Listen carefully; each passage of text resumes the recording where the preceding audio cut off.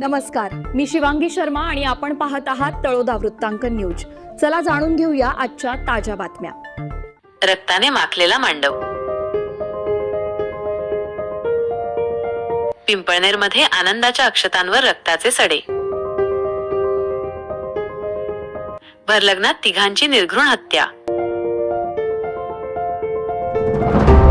नमस्कार। ज्या मांडवात मंगलाष्टकांचे सूर घुमणार होते तिथे फेब्रुवारी 19 रोजी मृत्यूचे तांडव पाहायला मिळाले। धुळे जिल्ह्यातील पिंपळनेर जवळील घोडेमाळ येथे माणुसकीला काळीमा फासणारी एक अत्यंत क्रूर घटना घडली आहे। विजयगिरी गोसावी यांच्या कन्येच्या लग्नावर निर्दयी काळघाला घालून संशयित नराधमांनी भरलग्नात धारदार शस्त्रांनी हल्ला चढवला।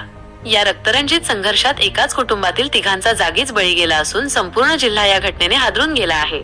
ही घटना अचानक घडलेली नसून तो एक थंड डोक्याने रचलेला कट असल्याचे समोर येत आहे। गुजरात मधील सोनगढ येथील काही विकृत मानसिकतेच्या तरुणांनी लग्नापूर्वीच तुम्ही लग्न कसे करता तेच आम्ही बघतो अशा उघड धमक्या व्हॉट्सअप स्टेटसच्या माध्यमातून दिल्या होत्या। मात्र या धमक्यांकडे दुर्लक्ष करणे आज 3 कुटुंबांच्या विनाशाला कारणीभूत ठरले। लग्नाचा विधी सुरू असतानाच हातात नंग्या तलवारी आणि धारदार शस्त्रे घेऊन आलेल्या टोळक्याने लग्नस्थळी एकच हलकल्लोळ माजवला। काही समजण्यापूर्वीच त्यांनी पाहुण्यांवर तुटून पडण्यास सुरुवात केली।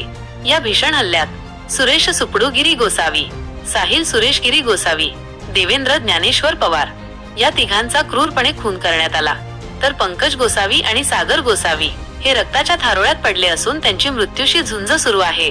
घटनेनंतर लग्न मंडपाचे रूपांतर स्मशानभूमीत झाले। नवरी मुलीसह घरातील महिलांच्या आक्रोशाने पाषाण हृदयी व्यक्तीचेही डोळे पाणावले। आमच्या लेकरांचे रक्त सांडणाऱ्यांना भरचौकात फाशी द्या अशी संतप्त मागणी नातेवाईकांनी केली आहे। कुठेही समाजाचं काय झालं नाही तिथं मी माझे सो खर्च आणि घरचे पैसे खर्च करून टाकतो। तिथं गरीबावर अत्याचार झाला तरी मी घटनेची माहिती मिळताच आमदार मंजुळा गावित आणि पोलीस उपअधीक्षक संजय बाबळे यांनी घटनास्थळी धाव घेतली। मात्र संतप्त नागरिकांच्या रोषाला प्रशासनाला सामोरे जावे लागत आहे।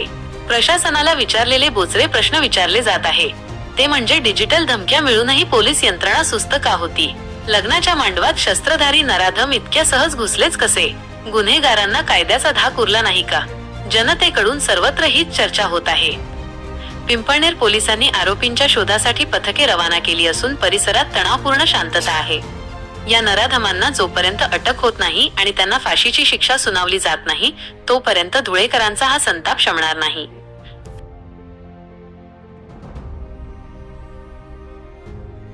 आजसाठी इतकेच। अशाच ताज्या आणि महत्त्वाच्या बातम्या पाहण्यासाठी आमच्या चॅनलला सबस्क्राइब करा। धन्यवाद।